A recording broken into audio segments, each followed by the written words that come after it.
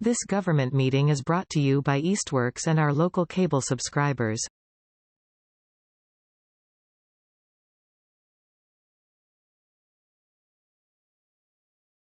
Okay, I'm calling to order the meeting of the ad hoc cost efficiencies meeting for October 18th at about 3:04 p.m.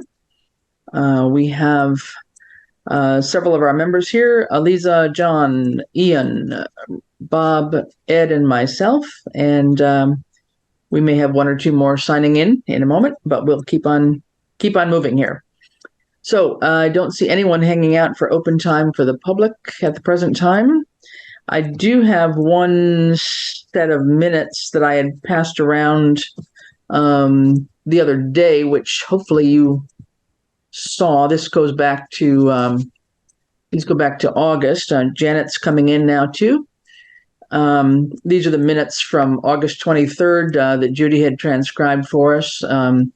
If anybody had a chance to look at these, or this was basically just talking about that report, the 2016 report, gave us a little bit of history about that, and then some of the recommendations that were put out there. And these were some of the things that we started to discuss a little bit. A couple things we thought we had already accomplished, but there were other pieces of that report we thought it was worthwhile to try and tackle.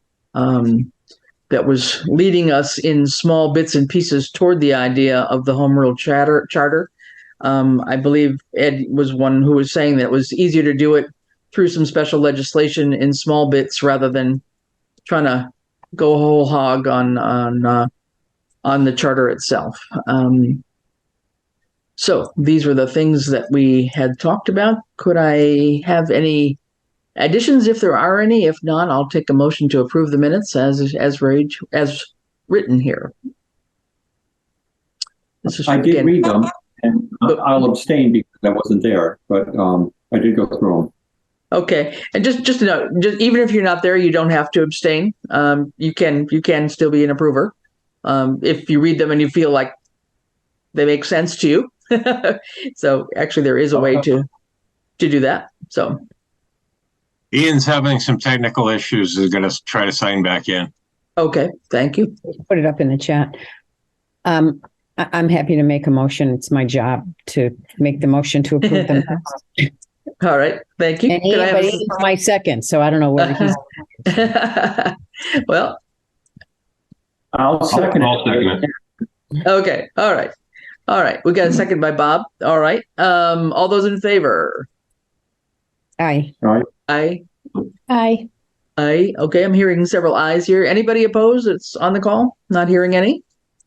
Okay, we'll consider these meeting minutes approved. I think they were pretty standard here. Okay, Ian, are you back? You're back, I think. Good. Okay. So the one thing we were going to try and talk about was going into one piece of that report from 2016, which let me see if I can bring that guy up too. That was a challenge the last time, but we'll try him again. Let's see if he's wanting to come up for me. Hold on a minute. And I think one of the things that had been recommended, I think Ian's coming back. Oh, he's in. Done twice. Yeah, I mean, Ian, I'm not sure which which one you're in on, but you're looking like you're there twice. Can you hear me all right? Yeah, can now on whichever one, right? Here now, for some reason my video's not working. My audio's working, but not my video. So I'll just be audio then. Yeah, no, that's fine. That's fine. No problem. Okay, so let me see if I can find this crazy report. Here it is. Good. Okay, so I'm going to put up this report, and I think I had told you guys a certain page we were going to focus on. It was on the recommendations part. Way down. Let me just scroll down. 16, I think. 16, I think it was, right. We were going to see if we could take a look at that and tackle this. And again, apologies for the coloring. The coloring is basically mine as I read through it, and things that kind of struck my head as I read through it. So it's just my reading if it's annoying to people. Sorry about that. I guess I could figure out how to get rid of it. But anyway, 15, here we go. So recommendations. So this was establishing the home rule charter itself. And again, I think that might be the ultimate goal, to have a different structure in terms of our operating of town government, if we decide we want to really go for that. But it does take quite a process from what I believe Ed said. And so obviously it requires, town meeting and all of those kinds of things. But Ed, if I recall, you were really advising us to sort of take it in small bits. Correct. Mm-hmm. Okay. Yeah, in my head, what was the problem? I'm sorry. That would be more feasible to do this. Oh, sorry, Aliza, you're on a different thing. Okay, it would be more feasible to take this in smaller chunks. And so updating the local legislative and actions in a code. So this was the bylaws. I think, as we talked about last time, if you remember, we've already got this major improvements here, which soon we'll hear from the Attorney General's office, hopefully approving the E-Code 360 that did the codification of both the general and the zoning bylaws. And once that is done, that will be up on our town website, and that this really will be a major action taken care of as one of the recommendations of this report. So then it kind of comes down to that next one about trying to reduce the number of elected and independent boards and officials, and talking about, we just have so many different committees and boards and commissions and so forth. And their recommendation was to try and get a little bit more tight on what those positions could do, and let alone how many of them we had. Differences between appointed and elected people. So just up at the top here, just appointed for principles for appointing rather than electing, was that there would be more limited policy-making responsibilities. It would be more administrative and advisory kinds of things. Let's see, it would require some basic qualifications to perform the function. And then, let's see, now this is, let me not read this wrong. Require social absence. So is this, hold on. Sorry, this is making everybody can read it with me. This is making the idea for making appointed rather than elected. These are the advantages of it. Is that how I'm reading this, guys? Yes. Yeah. So these would be. I totally agree with it. Yeah. So the elected one, I guess what they're saying here is that, you can find somebody who just puts their name up, or they're nominated to be on the ballot, but they may or may not have particular qualifications that would lend them to do the job without a certain amount of risk. Whereas if you were appointing, then we would ask at the select board level, people's backgrounds and so forth, to see how relevant it was and their level of experience to carry out the functions of that proposed position. So I think that was the argument to be made. I'm not here. sure in Southampton, but I've seen in other towns where people run for Board of Health, and I don't know how that makes anybody qualified. So I totally agree with this approach. Yeah. Okay. So one of the ones was talking about a DPW and trying to combine what is currently the Water Commission and the Highway Department into a DPW, which has kind of come up several times. And that would, as this recommendation is, consolidate those and have also the Park, the Water Commission, and the Cemetery Commission all folded in there. Some of that makes a certain amount of sense, because right now, at least the Highway Department, for example, just simply mowing lawns, the Highway Department is in charge of doing that for the Park Commission, for the Cemetery. Well, Cemetery Commission, yes, they are doing that now too. And so all of that makes a certain amount of sense. In a way, I don't know if we've kind of missed our window a little bit on that, because our water superintendent retired in September, and the water commissioners have actually appointed a new water superintendent. So we might need to let that one slide for a little bit and come back to it around again. But the next couple are the ones that I thought we might try to tackle. So And I'm going to rely on John to be a voice in this, given that he's both our liaison to the Finance Committee and the Personnel Policies and Procedures Board. And as soon as he's available here, I'll catch him. And then just to say that the treasurer collector and the town clerk to be appointed rather than elected. This is something that we have tried on the ballot several times, and I think oftentimes it may pass at town meeting, but it tends not to pass at the ballot box.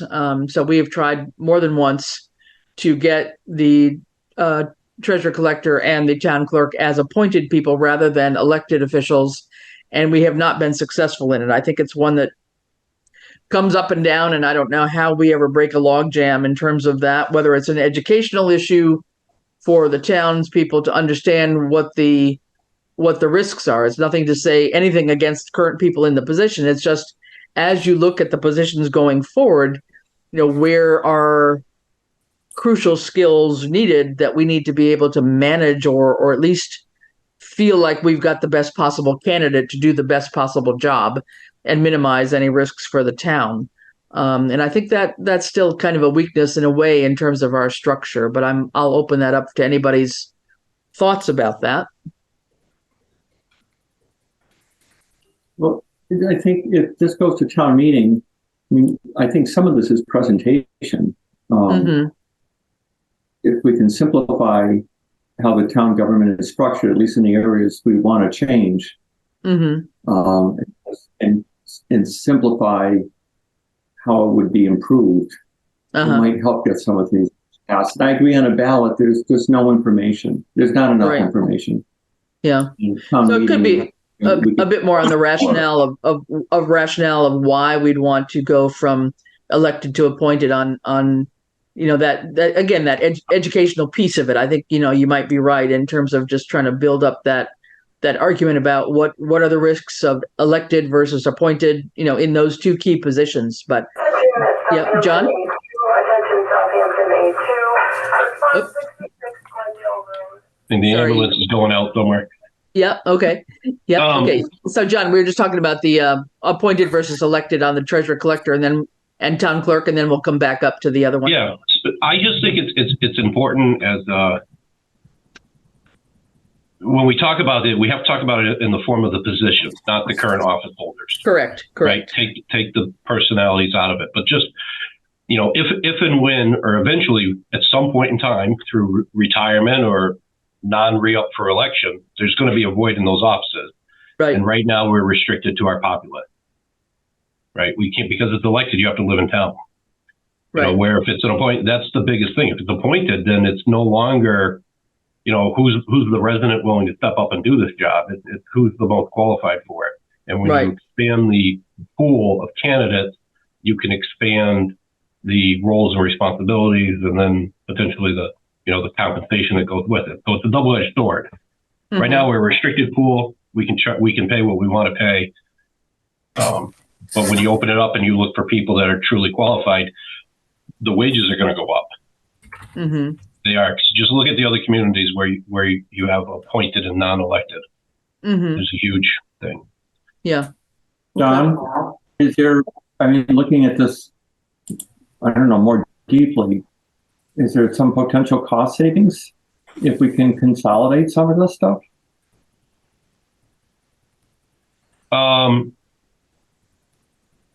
I think there is. Well, I think the cost savings is going to come down to increasing the efficiency at which rate things move through the process. And I guess I'm jumping to PPB on that, not necessarily the two pay, because there's only, of everyone who's elected in town, there's only 2 elected people that draw salary. So if I look at the bigger picture, just from those 2 going to appointed, I'm not sure there's going to be a cost savings there.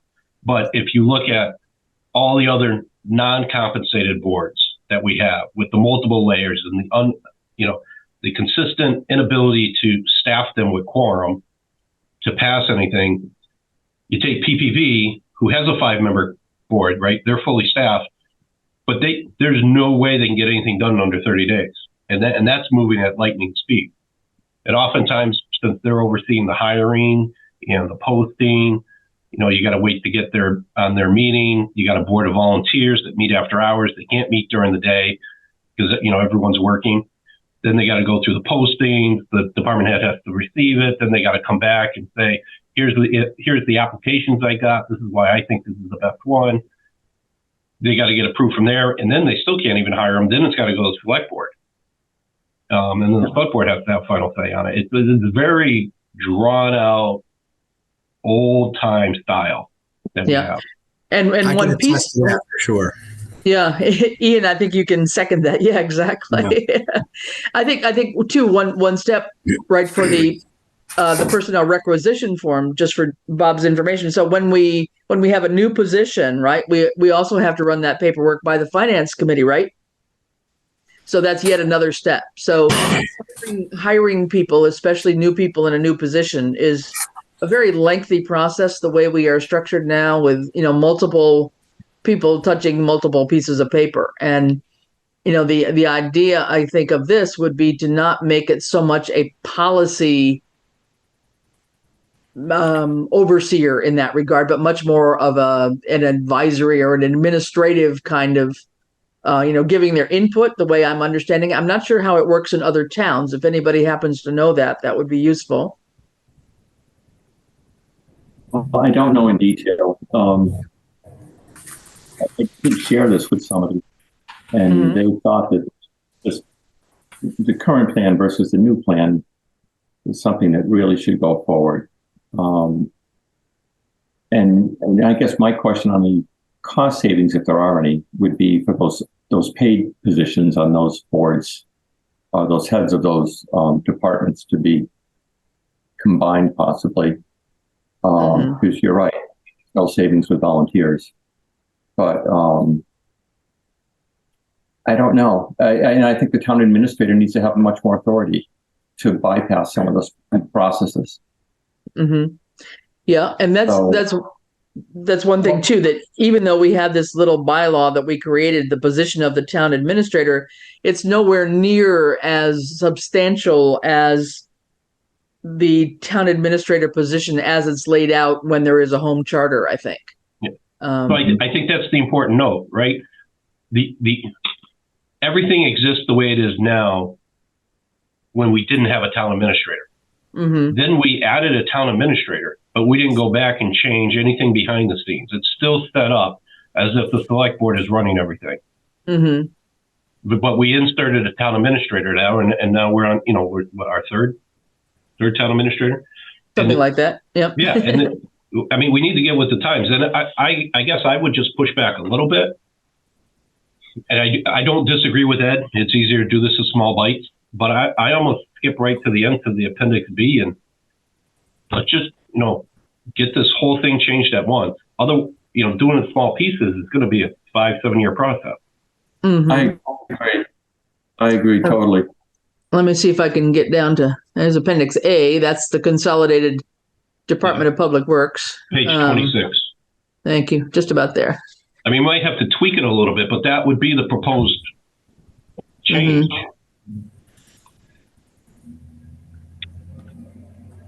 Again, So, I think go ahead.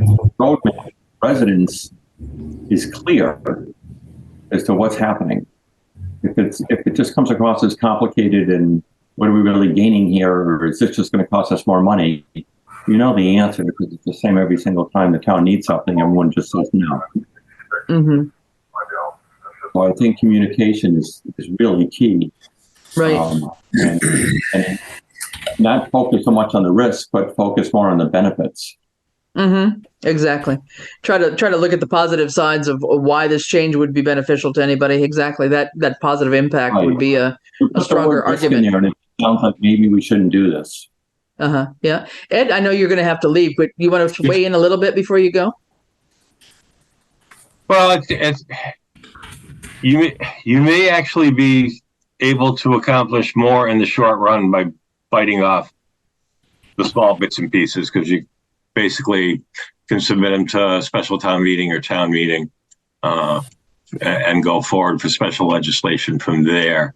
If you're taking it up as a charter, which we don't have, that means actually putting on the ballot if you want a charter commission to be established, the new electric charter commission from the populace, and then they might take a year and a half to come back with their recommendations, which could be totally different than this or could be the same as this. So it just depends on how you look at it.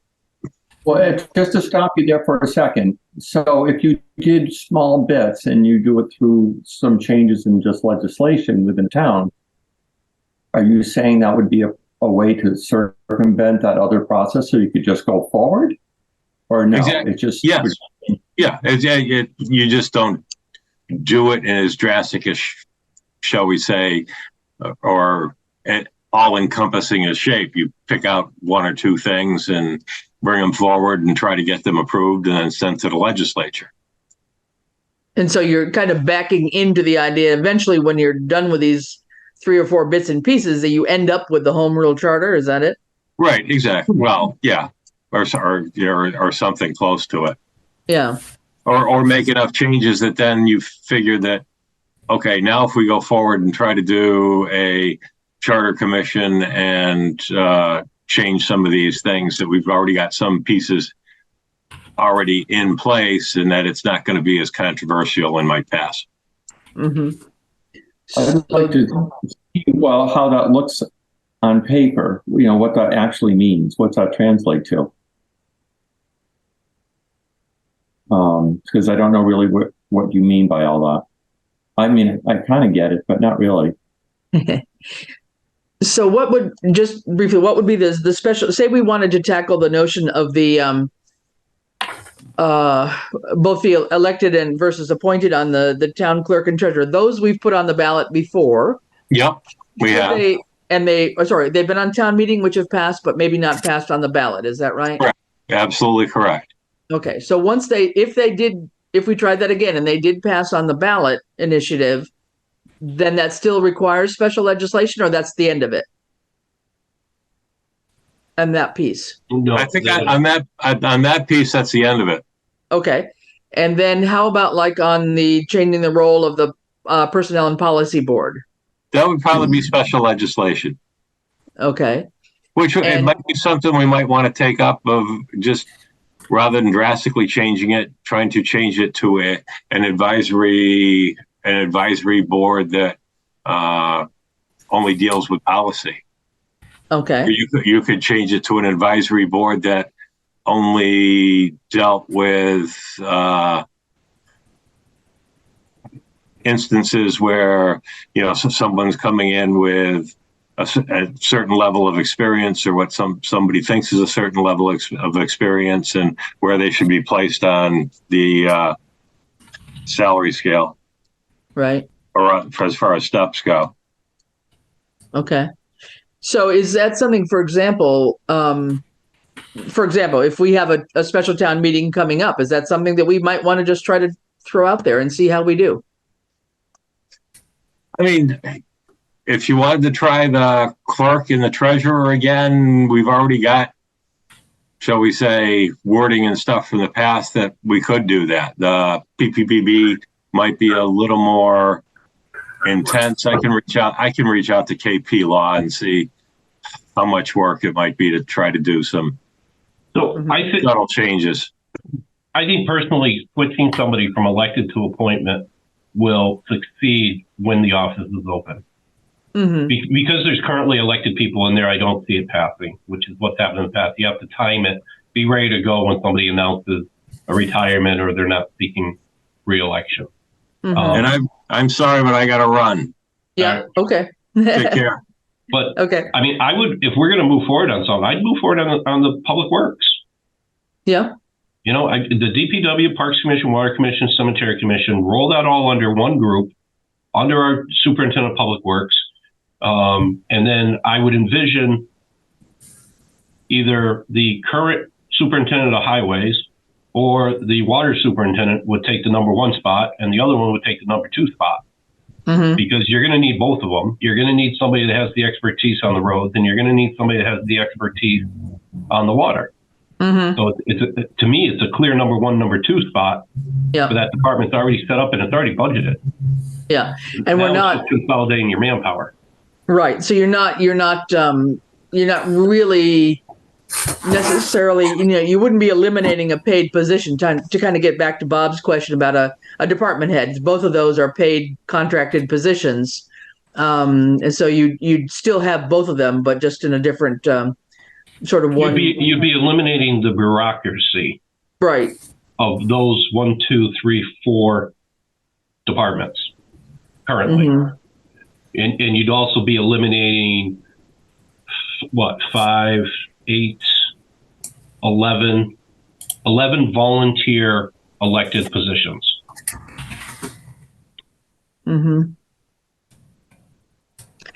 I guess and you'd be empowering the new town administrator. Yeah, I guess I don't quite understand how the new DPW head, I think of things like mowing the lawns at Conant and Labrie and cemetery and all that kind of stuff. But there's many other things that I know that at least the park commission, gets themselves involved in, and it just seems like a park commission would still need to exist in my head anyway. Do they, or could it just be the Friends of the Park? It's a standalone group that just raises the money and then gives it to the superintendent and says, hey, we raised this money, we want to replace the swing set. But they don't have day-to-day oversight. They're not regulating the permit usage, and there's too many chiefs running around this town. And we can't get enough of them to sit on their committees, and then nothing gets done, in my view. Chris, I'm sorry, I do have to run to that other meeting. Thanks, Eliza. Thank you. Thank you. We'll keep you informed. Okay. Thanks. Okay, so Ian, any thoughts, or Janet? I know Janet, you were on parks for a little bit, right? Briefly. Yeah.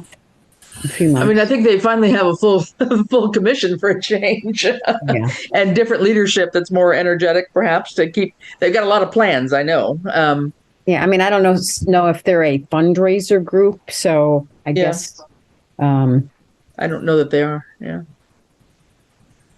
Well, again, from the finance point of view, the parks are in the red, right? The cemeteries, we can barely mow them twice a year.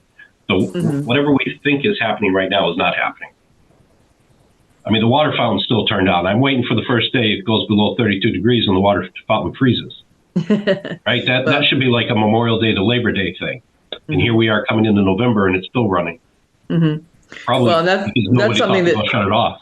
Well, that's something that the Parks Commission themselves did. One of their members managed to get that running, and so they're in charge of making that happen or not, and getting that under control. So I think they will do that very soon, I would assume. But and I think realistically, the ball fields, all those areas get mowed a whole lot more than the cemetery does. But the cemetery, I think, now that the water main got fixed, they're able to get in there and do that. So they're mowing probably monthly. I wouldn't say that they're doing biweekly, or certainly not weekly, but monthly for sure, maybe biweekly occasionally, depending on the grass. But so I don't know. I mean, it's all those same people that would be employed, though, right? I mean, you still got your DPW staff and your highway staff and your water staff. There's only a couple of them. There's the water super and one or maybe two technicians, right, on the water side. How far in the red is parks? I'm not familiar with them being in the red, so. Without doing a deeper dive here into payroll, because I don't know enough about what's going on here, I agree with John wholeheartedly that if we can eliminate some layers of government, it would really be just a good thing in general. It just allows more things to happen freely.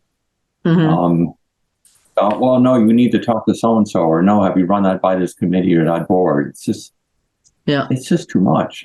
Yeah.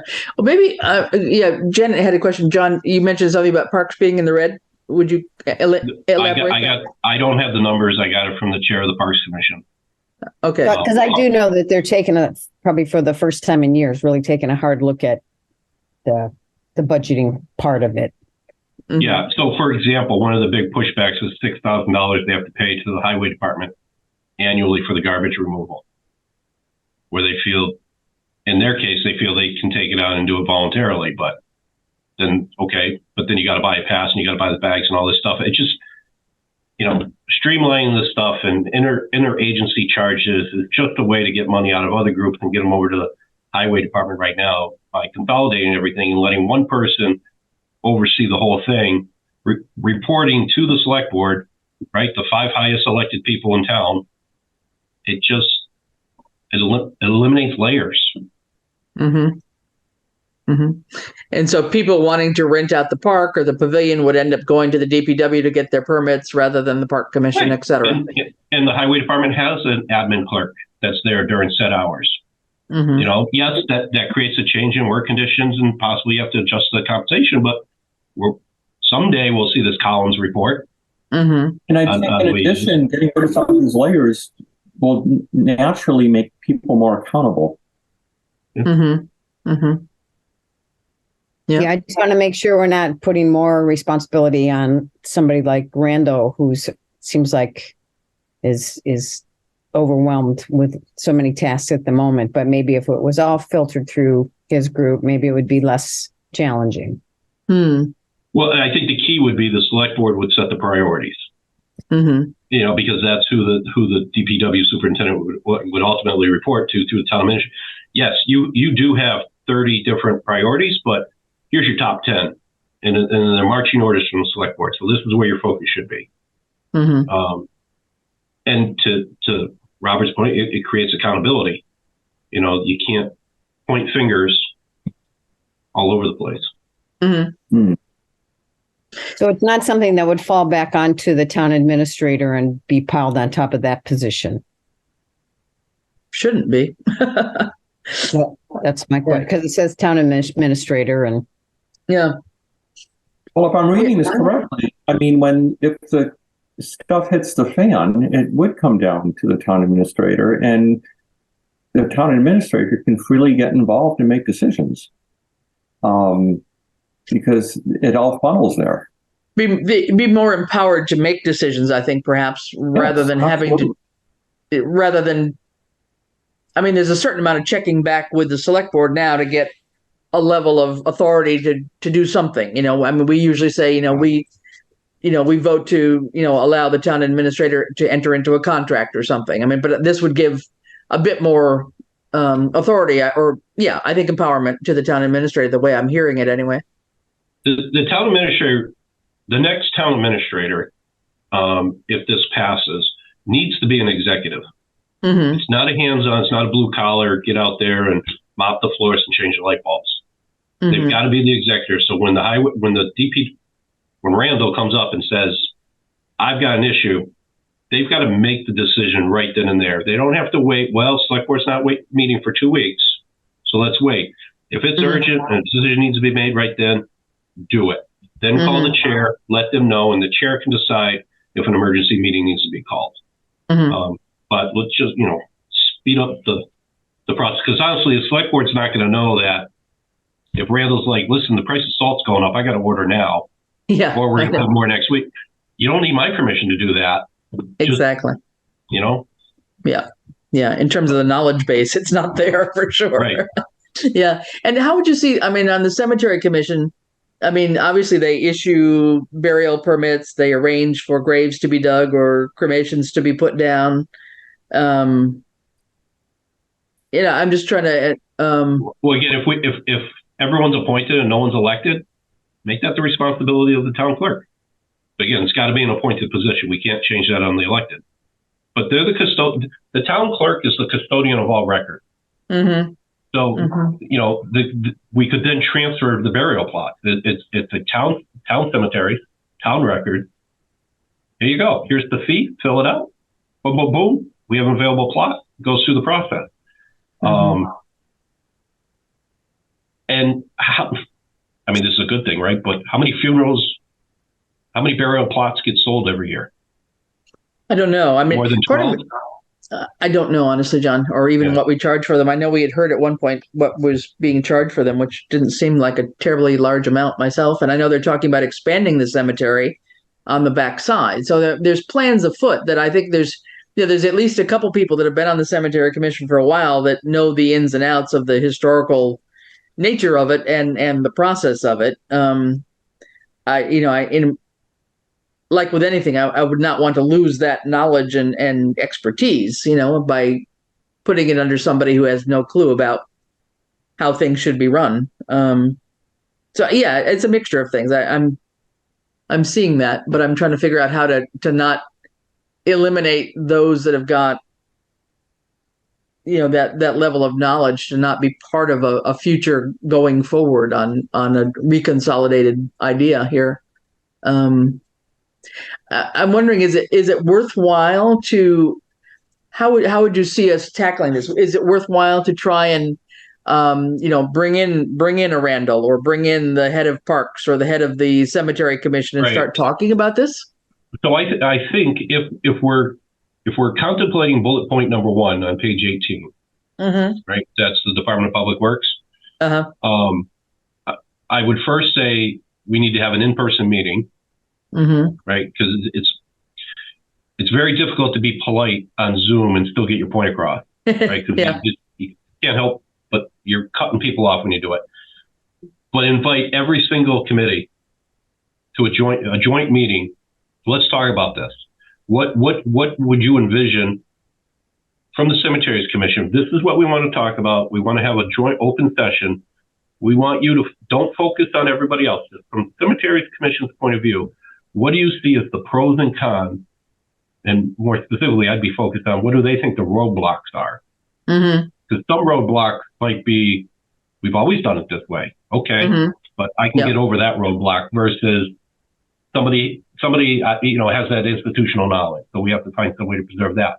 But start to have the open dialogue, because if we can get everybody there that's currently in these positions on board and supporting this, that'll have a lot of power at the town meeting.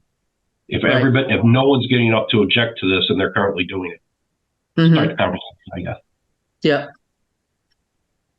So schedule some in-person meetings with this committee and say parks and cemetery, whatever, joint meeting. Yeah, and I do it all as one meeting. Not like 4 separate ones. Okay. I mean, do we start with having a DPW meeting before we talk about the other ones that aren't going to, I mean, the whole thing is that this group is absorbed by the DPW, which we don't have. Right. But I thought when Randall came in and talked to us, Randall was a big supporter of this change. So, I mean, 1 out of 2. What's that? That's 1 out of 2. Yeah. And the other guy's brand new. Yeah. Oh, Brett. Yeah. Yeah. Just got hired on. The water commissioner. For what it's worth, Brett and Randall are besties, and Randall recommended Brett for his job. So at least they get along right now. Oh, that's good. Good to know. But yeah, Brett's only been in the job a couple of weeks, really. So 2-3 weeks. 3 days. He started on the 15th. Oh, did he actually? Okay. Well, yeah, that's right. There was an interim. That's right. Yep, for it. Yep. So John, if I'm hearing this correctly, we'd have a meeting with Randall and I guess with Brett and the water commissioners in his case, right? Yeah. Get the parks commissioners in there, get the cemetery commissioners in there. There's no guarantee they're all going to show up, but ask them and let them know what we're talking about. And I'm sure there's going to be pushback, but it's better to get the objections on the record early to start with. Yeah, and certainly send them the report before, so they understand where we're coming from, is that we're right to forward them the report and focus in on this section. Yeah, absolutely. Yeah. So, Johnny, you're saying are you saying in person is what I think I heard? Yeah. Rather than a Zoom meeting. So we'd have to most likely do an evening meeting of some sort to get everybody involved. Probably. I would think. Yeah. And I would talk to, I mean, again, if this is going forward, well, yeah, I don't know. I was gonna say it'd be great to get the meeting recorded and have it in the select board chamber, but you also don't want to set up that automatic power struggle by having cost efficiency sit at the table and everybody else sit in the audience. You want to try and make it neutral. Sure, you could rearrange the seating plan in there and not sit behind the select board tables or whatever. Just rearrange the chairs in there and do that. Okay, let's think about that. Before, and that might take a bit to get organized. So is there a way to look at the PQB one as a simpler one that we might even be able to put forward toward a special town meeting that we'll probably have in December? Yeah, I mean, on that one, don't we just have to change the existing bylaw? Because the PPP board is established by bylaw. And actually, there's no general bylaw to my knowledge on it. It's all just whatever is in the preface of the handbook is their marching orders, I think. But that comes from a bylaw, our bylaw that got created through the special act. Okay. And it established our bylaw, so it should be in our bylaws. Huh. Okay. I don't know that it's in the general bylaws. I'd have to double check that, but I don't recall that one. If it is, it doesn't say much, because I know at one point from the bylaw advisory committee, we had started to look at that. And Art Lawrence told us when he was on PQB that this was already dealt with within the sort of the whatever, the preface or whatever to the handbook. And I haven't looked at that myself to check that, but just to say that I think the DPW one is going to be a process that would be something, maybe we could try to target ourselves toward the real town meeting in May, but something that might be a December one that might be a simpler thing to start with would be the PQB one. But how we would go about that would be the question. So it'd be more advisory and change it to the Personnel Advisory Board rather than Policies and Procedures Board. So the question is, what do they advise upon? Defining that. If they aren't going to place. Sorry. Who takes their place? Because right now, by bylaw, you need PPP's approval to move forward on certain things. Well, actually, yeah, you're supposed to, but at any point in time, the select board can overrule it. So it sounds like the select board is taking back full control and responsibility of that and treating this new group as their advisors right. On specific HR matters. On policies. Yeah. Not appointments, not, salaries, not. Yeah. More policy. Exactly. Not salary compensations and all those kinds of things or qualifications. And these are all elected positions for PQB, correct? No. They're not. Some are from other committees. Three elected. One is appointed by the select board and one is appointed by finance. We call them liaisons. But. Got it. Okay. So these are appointed ones. So we're not changing the elected unappointed on these at all. These are still appointed then. Two are appointed, 3 are elected. 2 out of 5. Oh, 3 are, yeah. Okay. All right. There we go. Yep. So that would be a change too. So let's, maybe John, you and I can take a look at wherever we see the PQB charter existing and just check on that and see what we have in place. And for the next meeting, we could maybe bring that one back forward for a little bit more discussion and see if we could word something accordingly.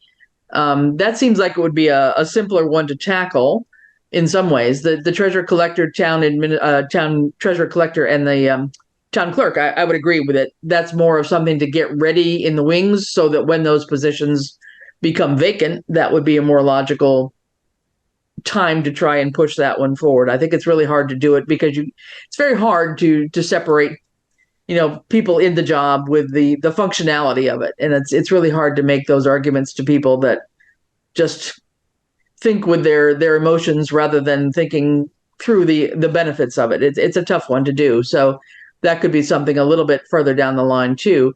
The one question I have is on the one on the finance committee. This is one that I think Ed had told us is this was not unusual to have the town moderator appoint a finance committee, which right now these are elected, right? Right. Am I right on that one? Yes. Yeah. So South Hadley does exactly what this was proposing. For an example of a community where the moderator makes the appointments. Okay. And why the moderator versus the select board? Because the finance committee is supposed to act independently of the select board. They're the check and balance to the select board. Okay. So if who you're supposed to audit is appointing you. Gotcha. Okay. So that's the rationale there. So what this is saying is a phased in process whereby the current elected members remain through their term. Okay. So they could. Yeah. Go ahead. The same with the treasurer and the clerk is that these are upcoming changes at the end of these terms. I mean, there'll never be a good time that someone's feelings won't be hurt. That, by the way, you're not going to be able to run again. You can apply for the job, but there's never going to be a good time for a lot of this stuff. There's always going to be some pushback from the people in these positions. Yeah, and right now we've only got and it may not three come through, and maybe will require a couple of shots, and there'll be good practice for all of us. And we've got three out of the 5 members in finance on board right now, I believe, right, John? We've got 2 vacancies. Correct. Yeah. So it's been hard to even get people to be, willing to serve. The last person that we have had join the finance committee, in order to even have a quorum, we just were able to find an individual who's a CPA who was willing to be put forth. And so he's been appointed by the select board until the election in May, at which time he would have to decide whether he wants to run for election or not. And then the others, I think one of them at least would be up again. That term would be up in May, if not both of them that are currently on the committee. It's just been a challenge to find even people interested in doing it, whether appointed or elected. I mean, people that have got some finance background, surely they exist, but it's been a real challenge trying to, identify people and motivate them to step up to the job. So I don't know where we go with that idea, but go ahead, Bob. You had something else. I interrupted you. Oh, it just, the town just needs more money. I mean, it's part of this whole problem. And, I don't know how that's going to happen, but I got Ian's gloomy phone call last night. Nice delivery, but it was felt very bad hearing that, and I don't know if that's really a staffing problem or a money problem or both. But we've got that problem all over town right now, in all sorts of departments, and I think so many of our public service positions just they don't pay enough. It's almost across the board. I mean, we've got to be some of the lowest paid, I would think, in this side of the state. I'd be surprised if we weren't, right towards the bottom. So anyways, I understand the money's the problem and lack of interest. Right. Yeah. So they kind of go hand in hand a bit, and we are, and I'm certainly keeping on pushing for it. And I know John is too, but we have all of the, just for Bob, for your information, because you may not have been aware of this, but we have had the various heads of department, the town employees, basically, their job descriptions and their current salaries are being analyzed now through the Collins Center at UMass to come up with a revised sort of salary and compensation qualifications plan. So we're expecting that by December, which hopefully we will have that in time. We will have that in time, not hopefully. We will have that in time that we can use that to factor in for our new budget season, which will start December, January is when the new budget requests are due, and try to figure out then how do we adjust salary scales. We've tried it a bit over the last 2 years. We've made some successful adjustments, but we're still not as competitive as some of the other towns. So even though we have made strides forward, so we're hoping that we will be able to have something we can, really put our hands on and use it, very usefully for the coming budget season for FY25. Okay, and those things again, I think, communicated to the town that this isn't just us saying this; someone else looked at this. Right. How to sell some of these things. Right. Yeah. Okay. Basic, people don't have a lot of faith in government, just in general these days.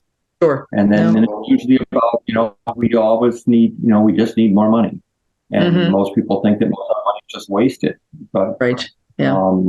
If you can pin it down to a couple of positions and then how underpaid these positions are, it just kind of cuts through a lot of them. Yeah. No, and I think so much of how things need to happen, better is, just this, I keep calling it an educational campaign for lack of anything better. But I mean, there's so many people that are, very removed from the day-to-day workings of town government and don't necessarily have a great desire to learn more either. And it's really hard to engage people that are not, they in some cases maybe take a lot for granted, just sort of assume things are there and don't necessarily question how things happen. And so we may have to, accompany this idea with a whole big narrative about how and why this is a positive change that we would be trying to make. I think that's going to be crucial to get anybody on board. But well, in addition, I think the average citizen in this town doesn't understand the financial problem or the financial right dire straits that the town is in. I think they get up every day and they go do their thing, and we don't get trashed without paying for it. So as long as the schools are open and we haven't heard that the police and the fire department's closed, and the roads get plowed, no one really thinks about it. It's just not it's just not on their.